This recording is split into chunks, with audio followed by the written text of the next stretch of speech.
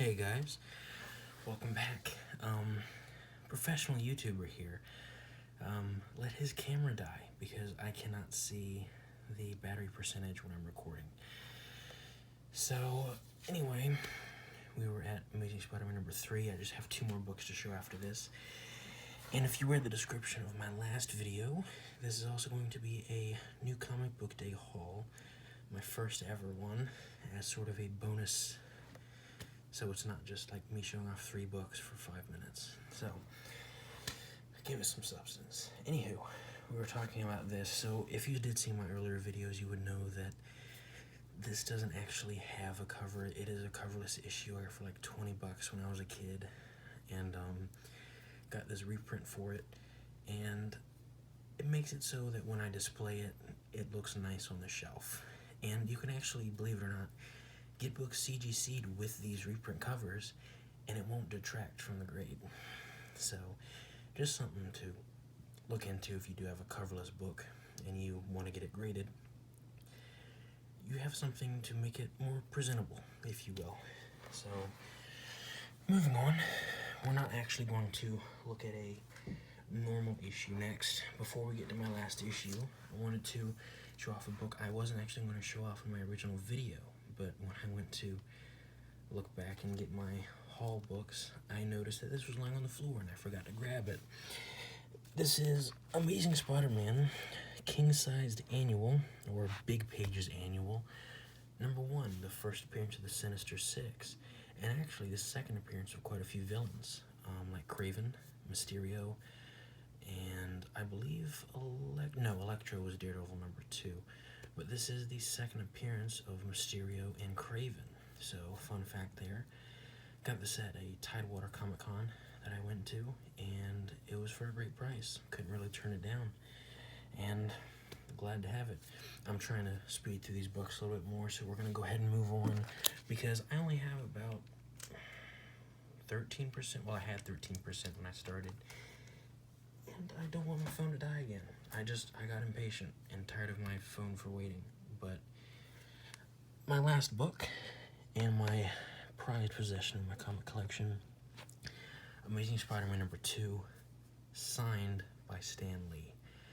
I got this, actually I didn't get it signed. My dad actually called me up one day and said that his coworker was going to Dragon Con, and it was going to be the last East Coast comic convention for Stan Lee, and she had tickets to get stuff signed by him and wanted to know if I wanted anything signed. And I said yes, after having a heart attack. Not actually, I'm fine, but I might have had a miniature stroke.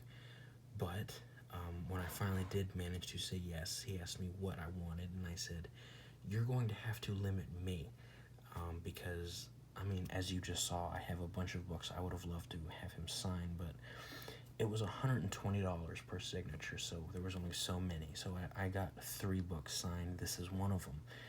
And sadly, about here on the back, it's missing the back cover, which does suck, but I mean, it presents well. It's a low grade, but hey, low grade is better than no grade.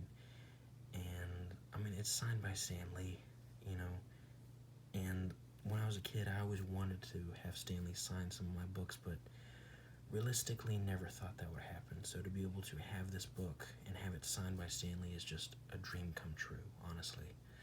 I can't believe I have it. Of course, this is the 3rd appearance of the Amazing Spider-Man, the 1st appearance of Vulture and the Tinkerer. But there's also a few fun facts in this book. This is the 1st appearance of his spider sense, as you can actually see on the cover there.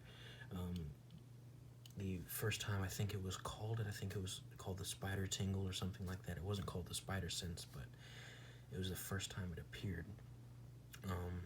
So that's cool. Also, it's the first time that we had this little box kind of thing on a cover. Beforehand, you never really saw these kind of speech bubbles on covers, which is a fun fact I didn't know about, but hey, something cool to add to the repertoire of this comic book. like I said, not the best of shape, but to quote American Pickers, just the fact that it even exists. And, I can't, like I said before, I can't say enough how happy I am to have this book. It's something I never thought I would get my hands on, and I'm sure any collector can relate. It's insane. Just every time I look at it, just to know I have it and it's mine is just insane. So I won't dwell on that anymore. So now I'm going to come to the part of my new comic book day haul, which if you read the description of my last book, or my last video, or you heard what I said at the beginning of this video, you would know it's coming. Or if you read the title of this video. So this is going to be a haul from what is my yesterday, which I don't know when you're going to watch it or when this is going to get uploaded, but because I'm currently in the process of uploading the last video, and whether or not that works is up in the air at this point. So hopefully my phone doesn't die again, and we'll dive right in.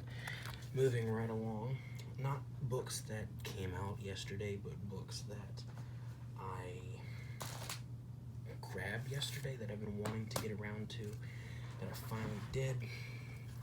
We have issue number 1.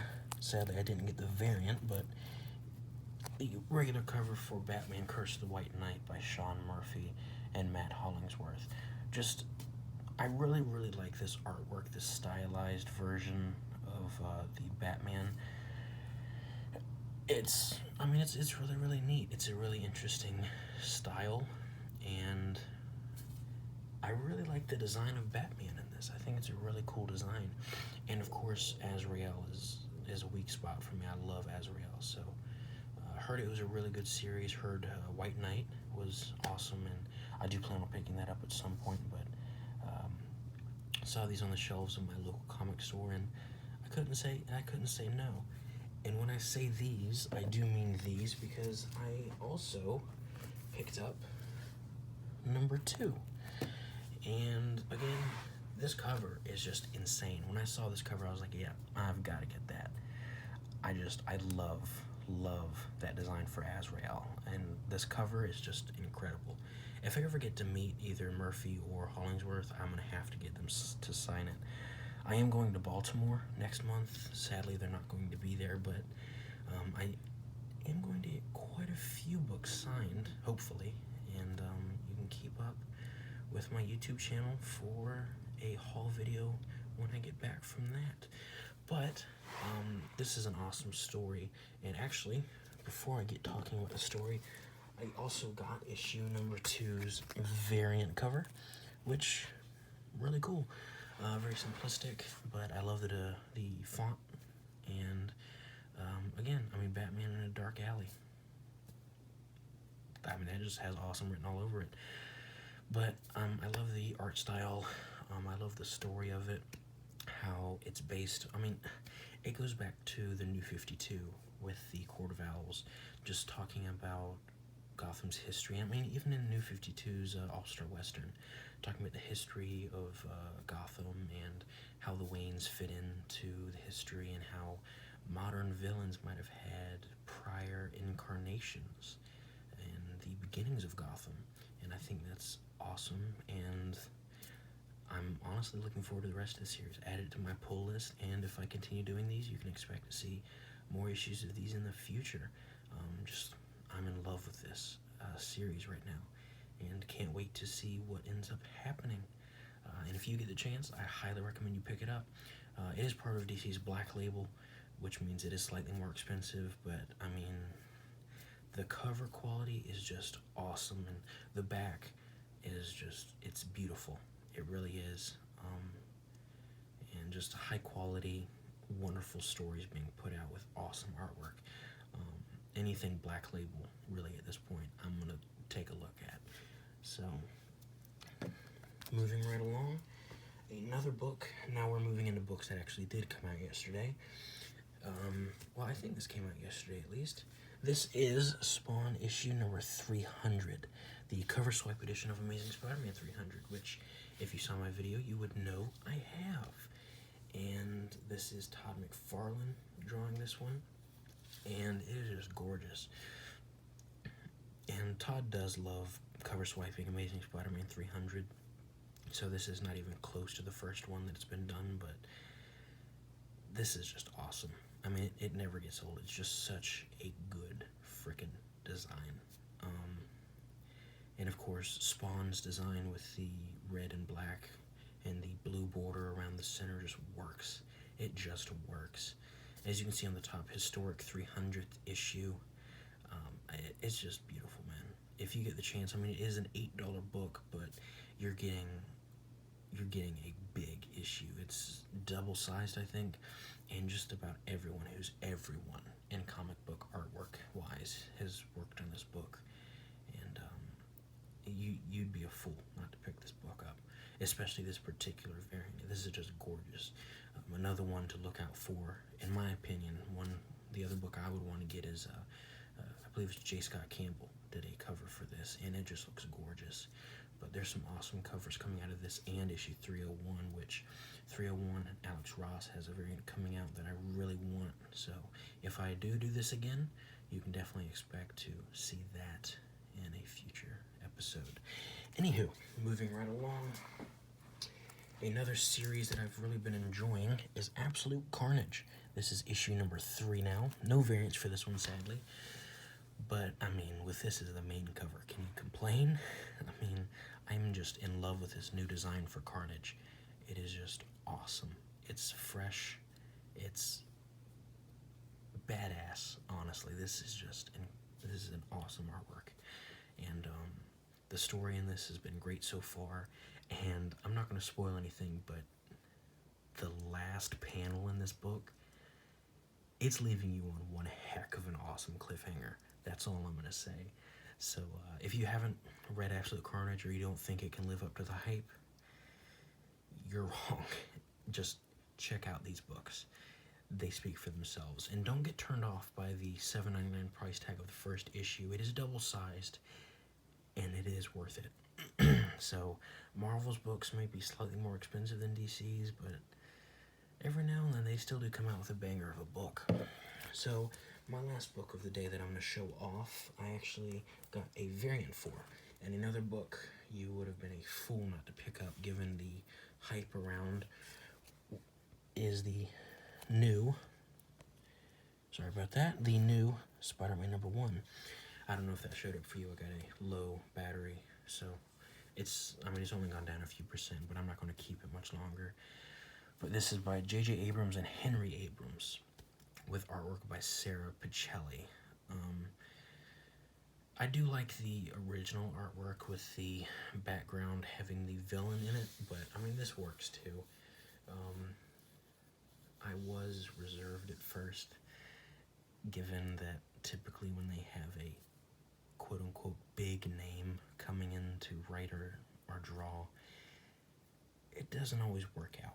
But this is going in a much different turn, because I knew next to nothing about this book except the villain, and I thought it sounded pretty cool, but I wasn't putting much faith into it. But after having read the first issue, I'm at least curious to see where it goes.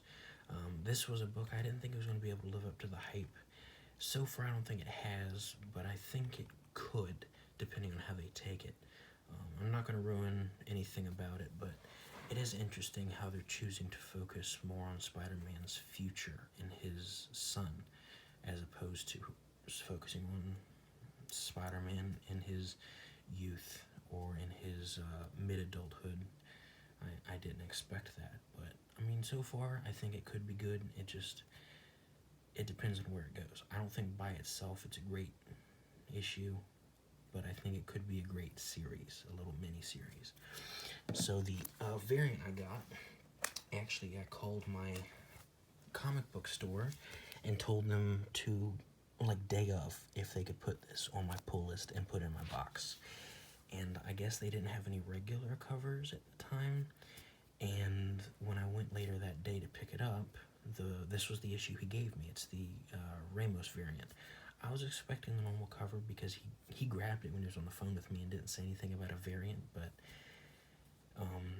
there is only a handful of variants I would really like, and I'm really glad it was this one, because when I walked in, there was only one issue on the shelf, and it was the other variant. I can't remember the name, but it's Spider-Man swinging through the city, and I was not a fan of that one. But this one, this is probably my second favorite variant, and I like how it shows off the villain quite well in it.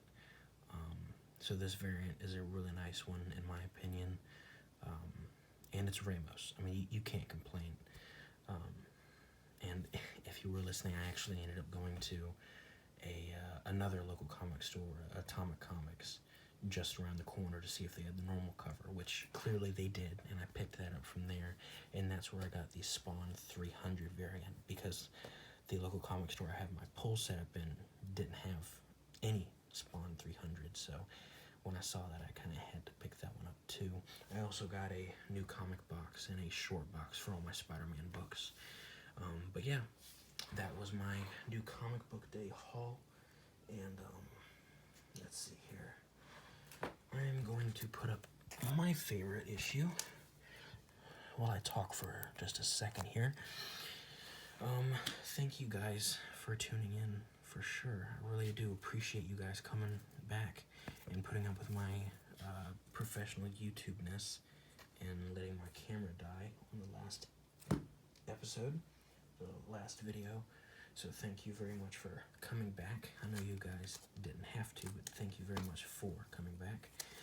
And if you want me to keep doing this weekly, no problem. Just let me know in the comments. Say, hey, I thought this was a really good video.